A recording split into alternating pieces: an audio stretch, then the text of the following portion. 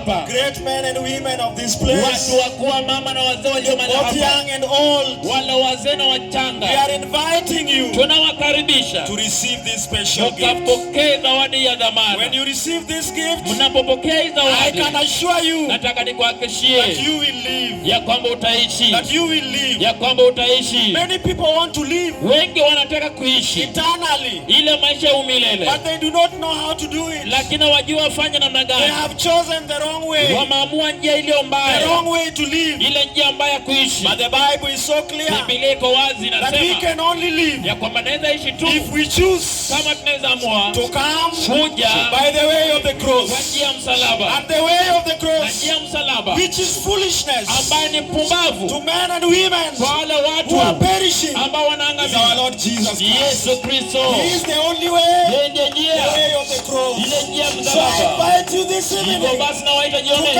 and hii receive the gift. kuja mpokee You zawadi, may live ili eternally. kwamba The uchumie precious gift ile zawadi ya that you can dhamani only receive ambayo unaweza by the pata way of the kwa cross. njia ya By the msalaba, way of the kwa cross. njia ya There is msalaba. no any other Hakuna way. nyingine, The way is one. njia ni And the moja, way is the way of the cross. njia ni ile njia ya msalaba.